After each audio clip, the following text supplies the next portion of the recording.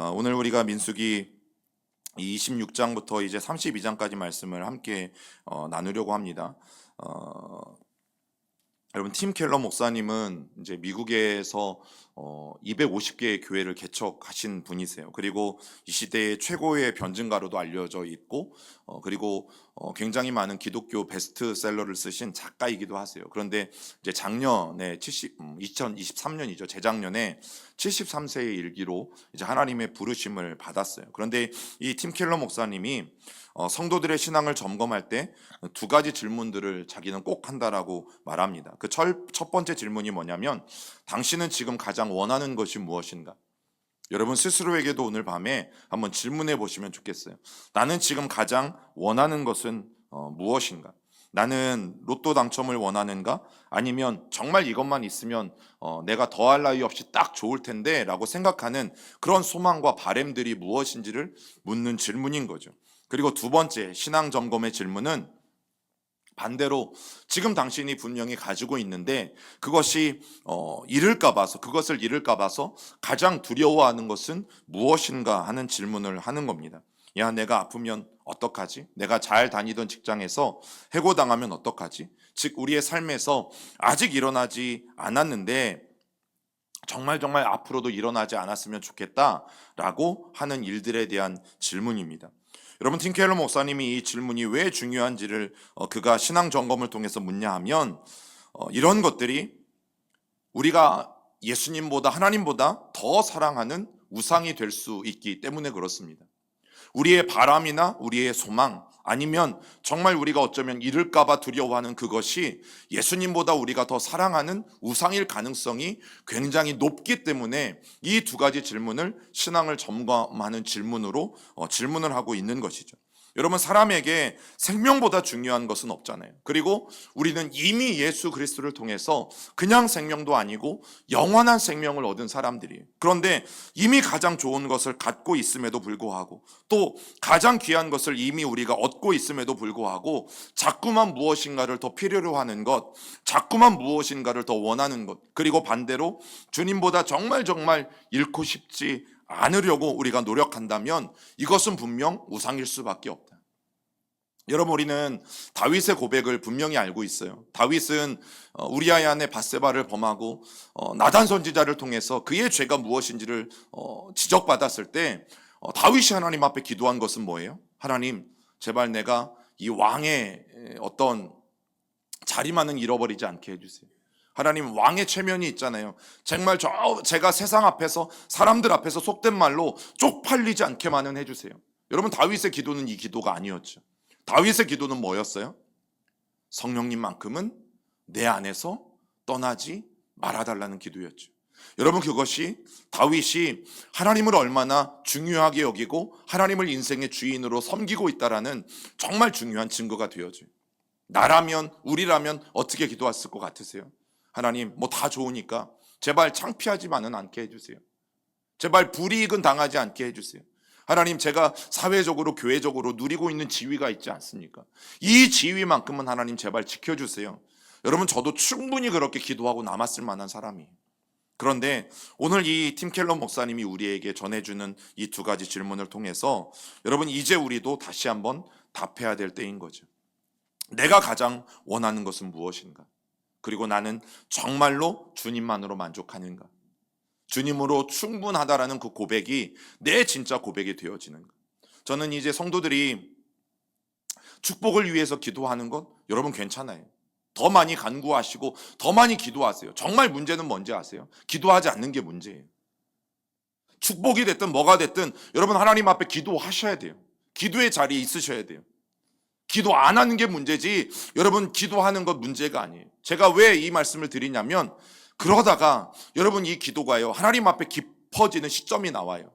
하나님과 대화하고 하나님과 그 기도를 통해서 만나는 시점이 나와요. 그런데 그 시점이 되면 이제 꼭 하나님이 우리에게 물어보시거든요.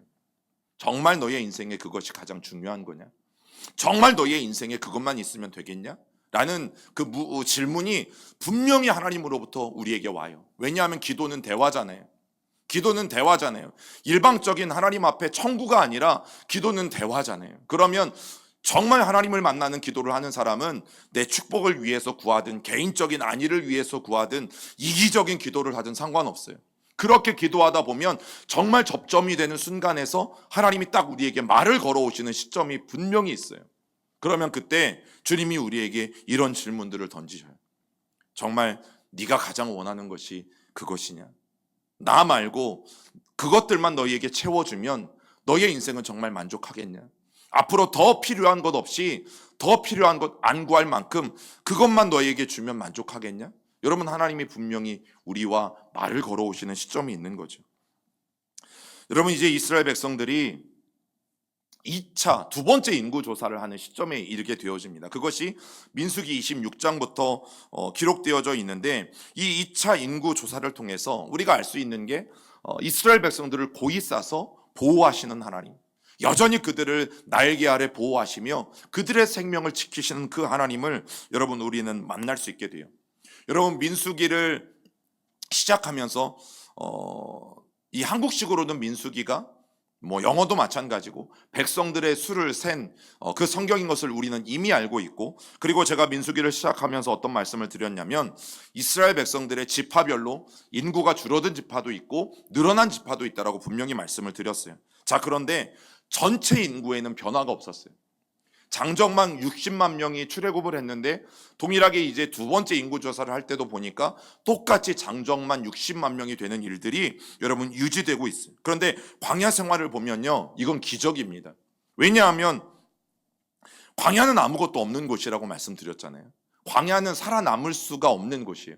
그럼에도 불구하고 인구가 줄어들지 않고 그대로 유지되었다라는 것은 여러분, 하나님의 기가 막힌 보호하심이라고밖에 볼 수 없는 거죠. 여러분, 출애굽할 때 60만 명과 가족들이 나왔어요. 그리고 40년을 광야에서 보냈어요. 그런데 문제가 뭐예요? 그들의 불순종으로 60만 명이 광야에서 거의 죽었어요. 그런데도 또다시 두 번째 인구 조사를 해보니까 총 인원은 또 몇 명이에요? 장정만 60만 명이 되어지는 정말 은혜스러운 일들이 일어나는 거죠. 왜요? 이 광야는 낮에는 50도가 넘는, 사람이 살 수도 없고 움직일 수 없는 곳, 그리고 먹을 것이 하나도 없는 곳이 광야라고 말씀을 드렸어요. 그럼에도 불구하고 살아남았다면 하나님이 이스라엘 백성들을 얼마나 세심하게 보호하시고 돌보셨는지 우리가 알 수 있는 것이죠. 여러분, 하나님은 지금도 그렇게 하시는 거예요. 하나님이 우리를 얼마나 세밀하게 돌보시고 우리에게 관여하시는지 그 은혜가 있으니까 오늘도 우리는 살아가고 있는 거죠. 자, 신명기 말씀 같이 읽어봅니다. 시작. 광야에서도 너희가 당하였거니와 사람이 자기 아들을 아음같이 너희 하나님 여호와께서 너희의 행로 중에 너희를 안으사 이곳까지 이르게 하셨느니라 하나. 그런데 문제가 뭐예요? 이스라엘 백성들은 다르게 느낀 거죠. 32절 시작. 이 일에 너희가 너희 하나님 여호와를 믿지 아니하였도다. 하나님은 말씀하셨어요. 야, 오늘도 내가 너희들을 그렇게 지극히 돌보고 내가 너희들을 안아서 여기까지 이르게 했다. 그런데 이스라엘 백성들은 뭐래요? 아니래요. 하나님, 맛없는 만나만 먹었잖아요. 그 보잘것없는 것만 먹었잖아요. 하나님, 어쩔 수 없이 우리가 고기를 구해서 고기 구하다가 탐욕 때문에 수많은 사람들이 또 광야에서 죽었잖아요. 하나님, 남들보다 못 살았잖아요. 가나안 땅에 살아가는 사람들보다 형편없이 살았잖아요. 내 소유도 없이 아무것도 없이 그냥 우리는 그렇게 살았잖아요. 그렇게 이스라엘 백성들은 말한 거죠. 여러분, 이제 이 26장에서 다시 인구를 조사하는데 그 인구들은 새로운 세대예요. 즉 불순종으로 말미암아 장정만 60명이었던 사람, 출애굽할 때 20세 이상이었던 사람들은 광야에서 다 죽어요. 하나님의 약속의 땅을 그들은 허락받지 못하고 다 죽어요. 이제 새로운 세대가 일어났고 가나안 땅에 입성하는 그 세대들은요, 광야에서 태어났거나 아니면 출애굽할 때 어린 나이였던 사람들이 이제 광야에 들어가게 되어지는 거죠. 그들은 40년 동안 광야에서 철저히 훈련받습니다. 그리고 가나안 땅에 들어가는 하나님의 은혜를 여러분 경험하게 되어지는 거죠. 정말 이 26장을 보면 안타까운 게 뭐냐면 시므온 지파, 우리가 지난주에 나누었죠. 발람 사건에서 여러분 이들의 인구는요 3분의 1이나 줄었어요. 굉장히 많은 인구가 줄었어요. 그런데 반면 므낫세 지파, 그 므낫세 지파는 2만 명 이상이 늘어나서 부흥했어요. 그리고 성경에 보면 딸들만 있었던 슬로브앗의 가문도 있었는데 여러분 이들도 부흥해서 결국에는 땅을 분배받는 수준에까지 이르게 되어져요. 자, 민수기 26장에서 하나님께서 명수대로 땅을 분배하라고 하십니다. 명수대로. 자, 말씀 읽어봅니다. 시작. 이 명수대로 땅을 나누어 주어 기업을 삼게 하라. 수가 많은 자에게는 기업을 많이 줄 것이요 수가 적은 자에게는 기업을 적게 줄 것이니 그들이 계수된 수대로 각기 기업을 주되. 여러분, 그래서 당시에 지파별로 인구수가 몇 명인지는 너무너무 중요했어요. 물론 제비를 뽑아서 그 땅을 나누게 되었지만 당시의 인원수는요, 단순한 숫자가 아니라 땅 분배를 결정짓는 굉장히 중요한 요인이었어요. 이것을 풀면 광야 생활을 어떻게 했느냐, 광야 생활의 그 열매가 그 땅을 분배를 결정짓는 중요한 요인이 되었다라는 거죠. 여러분, 마찬가지로 성도들의 생활, 오늘 저와 여러분들의 신앙생활은 광야 생활과 견주어지고 있잖아요. 그러면 오늘을 우리가 어떻게 살아가는 자가 무엇을 결정해요? 천국의 영광을 결정해요. 그래서 우리가 사는 이 신앙생활은, 오늘을 살아가는 이 삶은 그냥 이 생에서의 삶이 아니라 너무너무 중요하다는 것을 우리는 다시 한번 깨닫게 되어지죠. 여러분, 천국의 영광을 경험하길 원한다면 이 땅을 정말 잘 살아야 돼요. 80년을 살든 100년을 살든 몇 년을 살다가 하나님의 부르심을 받든 이 땅을 어떻게 살아가느냐는 너무너무 중요합니다. 여러분, 잘 산다는 건 뭐예요? 잘 산다는 건 뭐예요? 이미 말씀을 드렸어요. 하나님의 축복을 받는 게 잘 사는 것이 아니라 이 땅을 살아가는 동안 하나님이 나에게 주신 목적이 무엇인지를 분명히 발견하고 하나님의 목적대로 살아가는 것, 하나님이 나에게 이 땅에 보내주신 목적대로 살아가는 것, 여러분, 그것이 잘 사는 것이라고 성경은 이야기하고 있어요. 오늘을 살아가면서 하나님의 목적을 이루기 위해서 우리가 기도하고 하나님의 목적을 이루기 위해서 우리의 달란트와 우리의 삶을 드릴 때 결국에는 그것이 천국의 영광을 결정하는 거죠. 여러분, 예수 그리스도를 믿으면 누구에게나 하나님의 나라는 허락돼요. 누구나 하나님의 나라를 갈 수 있어요. 그러나 분명한 게 뭡니까? 천국의 그 영광은 모든 사람들에게 주어지진 않아요. 여러분, 이스라엘 백성들을 보면 돼요. 그 약속의 땅 가나안은 출애굽할 때 모든 사람들에게 똑같이 하셨던 약속이에요. 잘난 사람이든 못난 사람이든 제사장이든 아니면 성도든 상관없이 누구에게나 똑같이 하나님이 가나안 땅을 약속하셨어요. 그러면 가나안 땅에는 누가 들어갔어요? 제사장만 들어갔어요? 아니잖아요.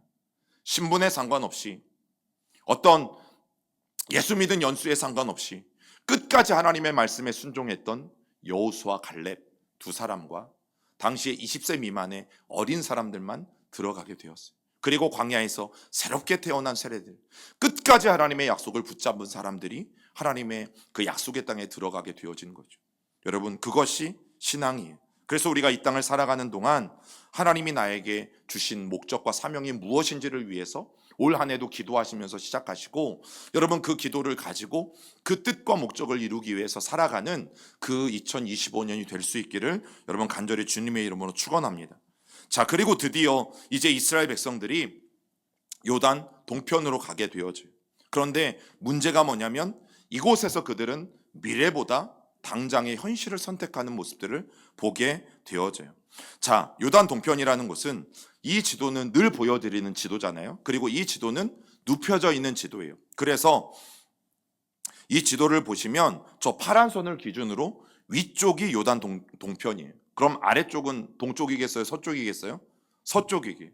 그리고 왼쪽이 북쪽인 것이고 오른쪽이 남쪽인 것이고, 저 지역이 요단강 동쪽 지역이에요. 그래서 여러분, 이들과 친척 국가였던 에돔, 모압, 암몬 같은 이 국가들을 빼고는 모세가 사실 모든 땅을 다 정복합니다. 그리고 이들이 드디어 저 요단 동쪽까지도 다 정복을 하게 되어지는데, 중요한 게 뭐냐면 저곳은 가나안이 아니라는 거죠.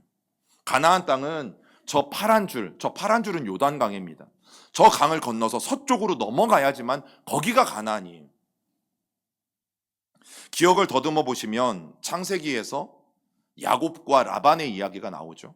여러분, 야곱이 이 외삼촌 라반의 집에서 속아서 14년을 일하고 또 6년을 더 일하고 20년 동안이나 라반에게 속아서 일하다가 결국 하나님이 많은 축복을 주셔서 많은 가축들과 또 두 아내와 자녀들을 이끌고 다시 고향으로 돌아오다가 정말 분에 못 이겨서 외삼촌 라반이 야곱을 추적하잖아요. 그러다가 그들이 머무른 곳이 어디냐면 맞닥뜨린 곳이 저 요단강 동쪽 지역이었어요. 라반은 그곳을 여갈 사하두다라고 말했고 야곱은 그곳을 갈르엣이라고 말했는데 그들이 돌무더기를 쌓고 약속한 곳이잖아요. 야, 여기를 경계로 해서 야곱도 더 이상 이 라반의 지역으로 넘어오지 말고 라반도 더 이상 저 지역 밑으로 내려오지 말고 우리가 이 돌무더기를 통해서 평화 조약을 맺자. 그래서 더 이상 우리가 싸우지 말자라고 약속했던 곳이 요단강 동편이었어요. 여러분, 요단강 동편은 서로 침략하지 말 것을 약속했던 완충지대였을 뿐이지 무엇이 아니에요? 가나안이 아니에요. 여러분, 지도를 보시면 이곳은 다 푸른색이에요. 요단 동편은요, 다 푸른색이에요. 너무나 멋지지 않아요? 그래서 저곳은요, 목초지가 많아요. 그래서 그 지역은 짐승들을 키우기가 너무너무 좋았어요. 그런데 문제는 고원 지역이에요. 굉장히 높은 곳에 위치하고 있어서 만약에 적들이 이렇게 쳐들어오면 방어하기가 너무너무 힘든 곳이었어요. 자, 그런데 오늘 말씀해 보니까 루벤, 갓, 므낫세 중에 이 반 지파가 저 땅을 원하는 모습들을 우리가 분명히 보게 되어지죠. 왜 그렇습니까? 미래보다 앞날보다 지금 현실을 너무나 중요시했기 때문이에요. 가나안이 코앞인데 가나안을 포기하고 저 요단 동쪽 땅을 자기들에게 분배해 달라고 루벤, 갓, 므낫세 중에 절반 지파가 이 땅을 요구하게 되어지거든요. 자, 그 말씀을 우리 같이 읽어보겠습니다. 시작. 아다롯과 디본과 야셀과 니므라와 헤스본과 엘르알레와 스밤과 느보와 부온 곧 여호와께서 이스라엘 회중 앞에서 쳐서 멸하신 땅은 목축할 만한 장소요 당신의 종들에게는 가축이 있나이다. 또 이르되 우리가 만일 당신에게 은혜를 입었으면 이 땅을 당신의 종들에게 그들의 소유로 주시고 우리에게 요단강을 건너지 않게 하소서. 모세가 갓 자손과 루벤 자손에게 이르되 너희 형제들은 싸우러 가거늘 너희는 여기 앉아 있고자 하느냐. 여러분, 그들이 보기에 가축을 키우기에 너무너무 좋은 땅이었어요. 온통 푸르른 곳이었거든요. 그런데 이유가 뭐예요? 1절에 보니까 루벤 자손과 갓 자손은 가축대가 얼마나 있었어요? 심이 많았어요. 다른 지파들보다도 훨씬 더 가축대가 많았어요. 당시의 가축대는 곧 부와 연결이 되어지죠. 여러분, 특별히 루벤 지파와 갓 자손은요 다른 10개의 지파들보다 훨씬 더 부유했어요. 훨씬 더 많은 재산을 누리게 되었던 거죠. 여러분, 그래서 그런지 그들은 푸른 초원을 볼 때마다 보고 나서는 그 땅을 떠나기가 싫었어요. 가나안 땅이 아님에도 불구하고 떠나지 않으려고 했어요.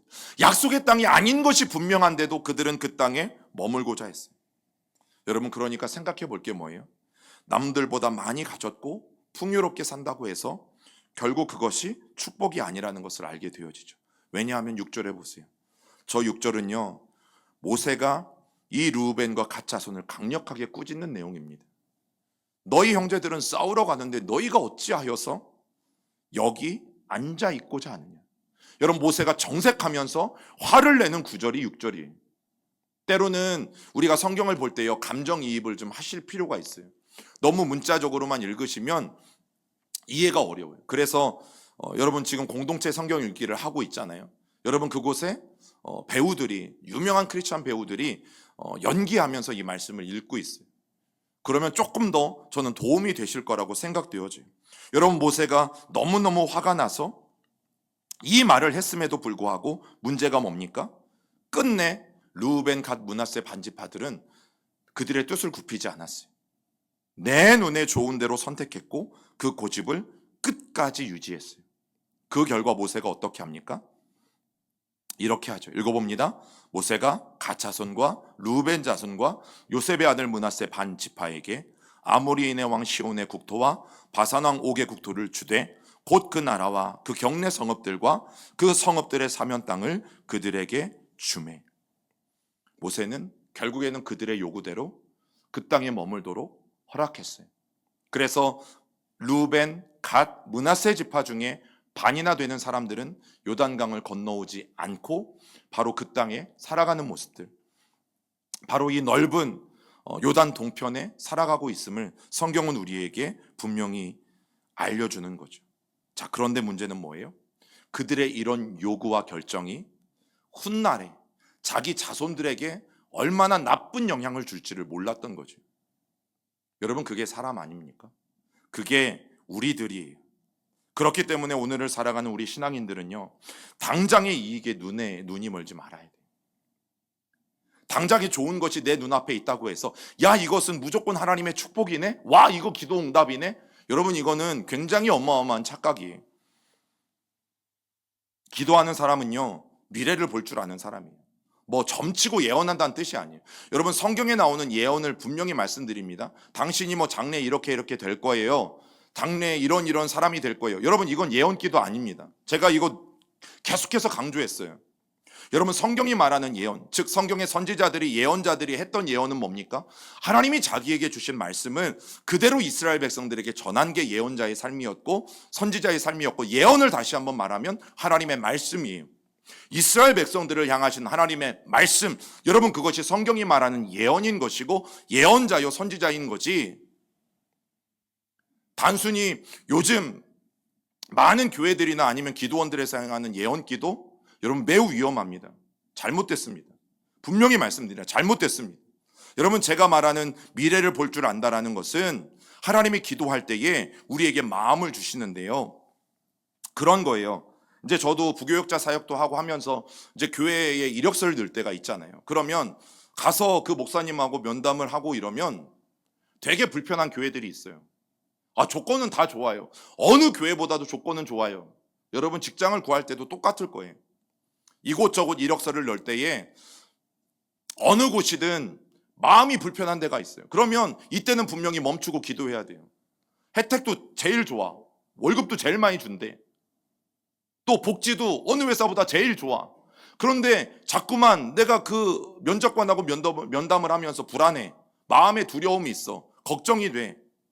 여러분, 이건 단순한 두려움이 아니고 여러분들이 기도함에도 불구하고 그런 걱정과 두려움이 든다면 선택하지 마셔야 되는 거죠. 그게 눈에 보기에 좋은 대로 선택하는 거예요. 그런데 어느 직장이든 어느 교회는 함께 이야기해 보면 마음이 너무 편해요. 하나님은 늘 우리를 어떻게 인도하세요? 평안함으로 인도하시죠. 여러분, 그래서 기도해야 되는 사람은 미래를 볼 줄 아는 사람이라는 뜻은 예언 기도나 점치는 것이나 미래에 어떻게 될 것이다 이걸 말하는 게 아니라, 그 밑에 기도하는 사람은 환경이 아니라 하나님을 믿는 사람이다. 결국 하나님을 믿기 때문에 환경에 좌지우지 되지 아니하고 하나님이 나에게 인도하시는 그 길을 걷는 사람이라는 거죠. 여러분, 내 눈에 좋은 대로 살아가는 것 절대 하나님의 뜻이 아닌 것을 우리는 오늘 이 새 지파를 통해서 분명하게 확인할 수 있어야 돼요. 어떤 일들을 결정할 때에 분명히 모든 사람들이 야, 이건 기회다. 그리고 나도 생각해 보니까 와, 이만큼 지금이 기회야. 지금이 정말 기막힌 찬스야. 이거 놓치면 아무것도 못할 것 같아. 이런 상황이 올 때가 있어요. 근데 기도하면 불안해. 그러면 어떻게 하라고요? 결정하지 마시라고요. 선택하지 마시라고요. 세상 사람들이 아무리 너 바보네, 야, 너 멍텅구리야, 야, 이번에 선택했어야지 지금 이거 팔고 나중에 떼돈 벌 텐데, 아무리 나중에 떼돈을 버셔도 여러분, 마음에 불안하면 기도해도 하나님이 평안한 마음을 주시지 않으면 절대 결정을 하지 마시라니까요. 그래야 돼요. 갓 르우벤 지파가 눈에 보기 좋은 대로 이 길앗 지역을 선택했을 때 모세가 정말 가데스 바네아의 정탐꾼 사건을 꺼내어서 그들에게 말해줍니다. 이제 37년의 일을 또 꺼내면서 여러분 그들에게 말해주는 거예요. 그런데 문제가 뭐냐면 두 지파는 마음을 바꾸지 않았다는 거죠. 너희들 그때 기억나지 않느냐? 너희들 그때 2명의 사람들만 하나님의 말씀에 순종하여서 믿음으로 이 땅을 취하자고 말했고 나머지 10명은 하나님의 말씀을 업신여기다가 결국에는 광야에서 죽은 거 몰라? 너희들도 똑같이 될 수 있어. 이렇게 경고했음에도 불구하고 이 두 지파는 결국 마음을 바꾸지 않았고 우리에게 이 지역만 여기에서 정착할 수 있도록 집 짓고 살게 해준다면 우리가 가나안 땅 전쟁에 들어갔을 때 선봉에 서겠습니다. 와, 굉장히 멋지게 들리죠. 그 가나안 땅의 싸움에서 우리가 뒤로 물러서지 않고 가장 앞서서 전쟁에 참여하겠다라는 거예요. 자, 여호수아 22장 8절을 읽어볼까요? 시작. 말하여 이르되 너희는 많은 재산과 심히 많은 가축과 은과 금과 구리와 쇠와 너희의 장막으로 돌아가서 너희의 원수들에게서 탈취한 것을 너희의 형제들과 나눌지니라 하매. 이제 그들의 말대로 오랜 시간이 지나서 실제로 여호수아가 가나안 정복 전쟁을 이끌어요. 그리고 가나안 정복 전쟁은 7년이라는 굉장히 오랜 시간 동안 이루어져요. 자, 그런데 어떤 일들이 일어났어요? 그들이 말한 것처럼 실제 많은 전리품들을 차지하게 됐어요. 가축도 은과 금도 구리도 쇠도 많은 의복들, 많은 것들을 가지고 돌아가게 되었어요. 여러분, 그런데 지금 갓과 이 르우벤과 므낫세 반지파 사람들이 얘기하는 정책이 뭐냐면, 자, 그렇게 하면 이미 요단 동편 땅도 우리가 차지했으니까 이 요단 동편 땅도 우리가 이미 얻고 또 우리도 가서 전쟁에 참여하면 전리품들도 이 말씀처럼 이렇게 많이 얻게 될 것 아닙니까? 여러분, 이게 속담에 있잖아요. 꿩 먹고 알 먹고 도랑치고 가재 잡고. 와, 얼마나 기막힌 생각이. 이 땅도 차지하고 또 전쟁에 동참해서 수많은 전리품들도 또 얻고. 여러분, 하나님의 지혜인 것처럼 보이잖아요. 하나님의 계략인 것처럼 보이잖아요. 얼마나 효율적이에요. 그러나 여러분, 이것은 효율적인 게 아니라 이스라엘 백성들의 이 세 지파들의 굉장히 이기적이고 탐욕과 욕망에 사로잡힌 마음이라는 것을 우리는 알아야 되죠. 여러분, 이건 축복이 아닙니다. 이미 그 세 지파는 하나님의 말씀을 어기고 그들은 가나안 땅에 들어가지 않겠다라고 선을 그어 버렸어요. 제가 이스라엘에 갈 때 한 번 경유해서 갔거든요. 그 터키의 공항에 들렀다가 이 터키에서 비행기를 갈아타고 이제 이스라엘로 들어가는 비행기를 타야 돼요. 여러분, 이스라엘까지 여기에서 직항으로 날아가시면 8,000km만 날아가시면 돼요. 금방 가요. 8,000km 뭐 명절 조금 더 오래 걸린다 생각하시면 되지. 그런데 보세요. 터키까지 갔어요. 터키하고 이스라엘은 접경 지역이에요. 그럼 다 온 거죠. 왜 그러면 그냥 돌아오지 거기서? 뭐 굳이 이스라엘까지 뭐하러 갑니까? 뭐 터키까지 갔으면 다 간 거니까 그냥 구경했다 치고 성지순례 다 했다 치고 돌아오면 되지 않아요? 아니잖아요. 아니잖아요. 여러분, 하나님은 효율을 따지지 않아요. 저는 우리 시온교회는 우리 성도들은 이렇게 됐으면 좋겠어요. 하나님의 명령을 따르는 것, 하나님의 말씀에 순종하는 것, 여러분, 하나님은 그것을 중요시 하시는 분이시죠. 하나님, 제가 하나님의 말씀에 순종하지 않고 이렇게 내 생각대로 했더니 하나님의 말씀하신 것보다 훨씬 더 많은 놀라운 결과물을 얻었어요. 하나님 기쁘시죠? 하나님 좋으시죠? 하나님이 아니라고 하시는 거죠. 여러분, 하나님은 하나님의 말씀에 순종하시고 하나님의 말씀에 우리가 따라가는 것, 여러분, 그것을 훨씬 더 중요하게 여기시는 분이시죠. 하나님은 막대한 이익을 창출하는 것을 절대로 좋아하지 않으세요. 그럼 뭘 좋아하세요? 하나님이 그 모든 과정 속에서 어떻게 우리가 하나님의 뜻과 방법으로 그 결과를 냈는지를 보고 잘잘못을 평가하시죠. 여러분, 하나님은 결과에 얽매이는 분이 아니세요. 하나님의 마음만 먹으시면, 사실 가나안 땅 우리 이미 배웠잖아요. 가나안 땅 당장이라도 들어갈 수 있었던 것인데 그들이 40년을 배회한 이유를 우리는 알잖아요. 하나님의 능력이 없어서, 하나님의 팔이 짧아서, 하나님의 구원이 미치지 못해서. 성경은 아니라고 말하잖아요. 너희들의 죄악이 하나님의 그 손길을 끊었음을 성경은 분명히 말해주고 있는 거죠. 여러분, 우리가 어떤 선택을 할 때가 있어요. 그러나 그 선택을 하면 정말 많은 그리고 좋은 결과물들을, 막대한 결과물들을 분명히 얻을 수 있다고 합시다. 그런데 하나님과 상관없는 결과라면 하나님은 그것을 외면하세요. 하나님은 그것을 외면하세요.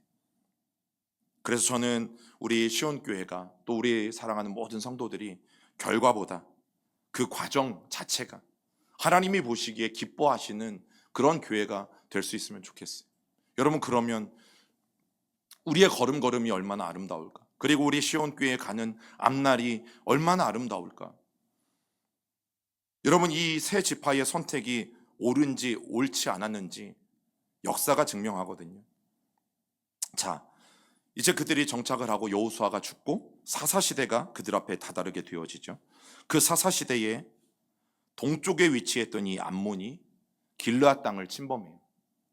루벤, 갓, 므낫세 중에 반지파가 살았던 그 지역을 침범해서 당시에 입다라는 사사가 어렵게 그들의 침공을 막아내요.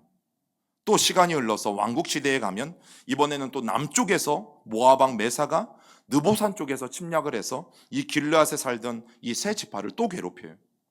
그리고 북쪽에 있는 아람 왕이 길르앗을 타작기로 타작하듯이 밀고 내려와서 이 길르앗 땅 사람들을 완전히 밀어버리는 일들이 여러분 성경에 기록되어져 있어요.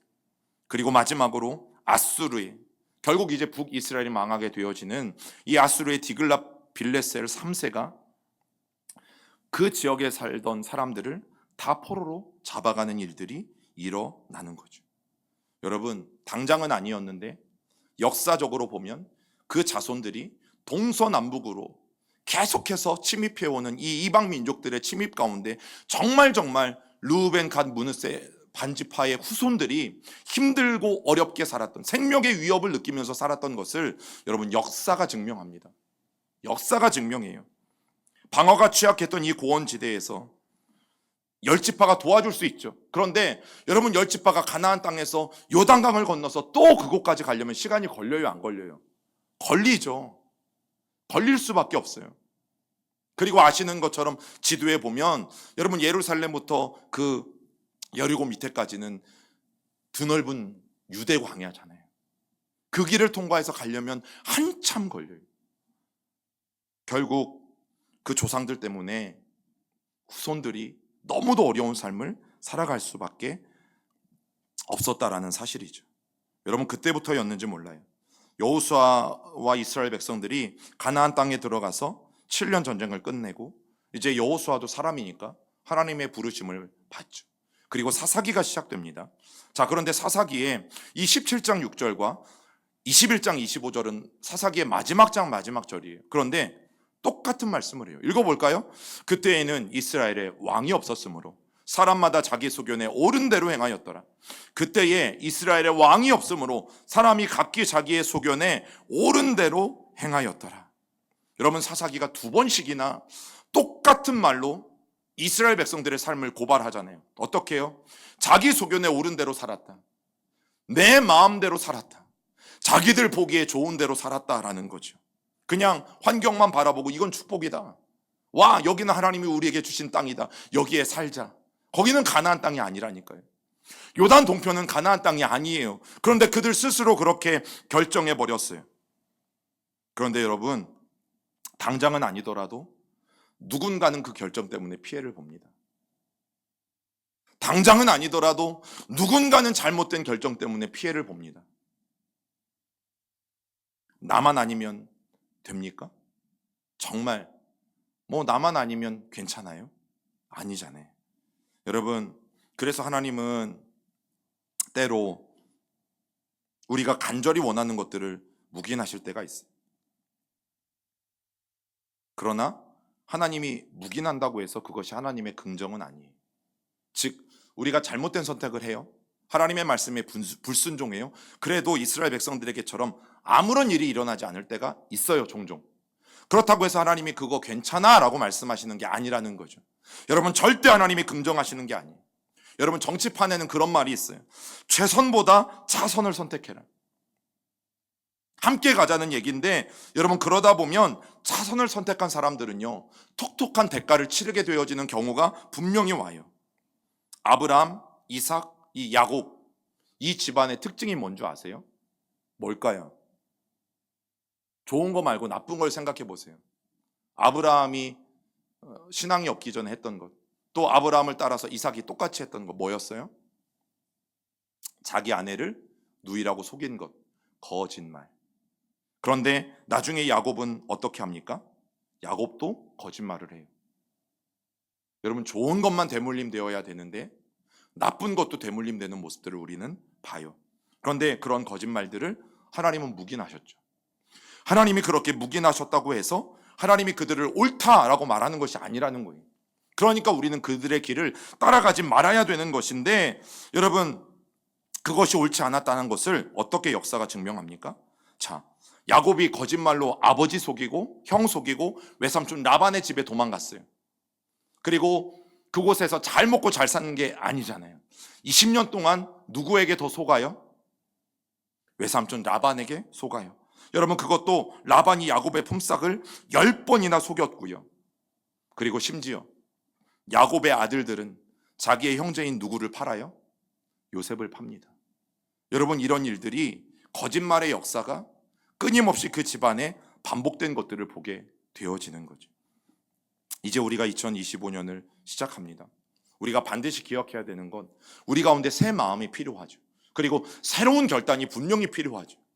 여러분, 하나님이 우리를 내버려 두신다고, 내가 분명히 잘못한 걸 나는 알아요.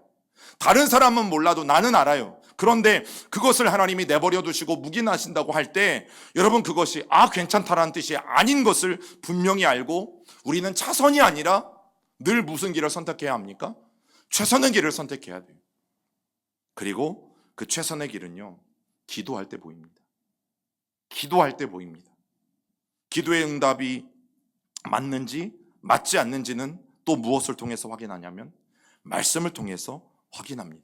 그래서 말씀을 가까이 하셔야 돼요. 최선의 길은 어떠할 때 보인다고요? 기도할 때 보여요. 기도하는 사람들에게 분명 하나님의 비전이 보이고, 기도하는 사람들에게 하나님의 최선의 길이 분명히 보여요. 그러면 그것이 정말 맞냐 틀리냐는 하나님의 말씀을 통해서 분명히 확인이 돼요. 그렇기 때문에 하나님의 말씀을 더 가까이 하는 한 해가 될 수 있도록 여러분 노력하셔야 돼요. 저는 우리 모두에게 신앙생활에 나아짐이 있는 이 한 해가 되기를 간절히 소망합니다. 더 깊이 또 더 넓게 하나님을 알아가는, 하나님을 사랑하는 그 한 해가 되어지기를 간절히 소망합니다. 여러분, 그런 거룩한 목표를 가지고 이 한 해를 우리가 다시 한번 시작한다면 하나님은 분명히 우리에게 하나님의 은혜들을 부어주실 줄 믿습니다.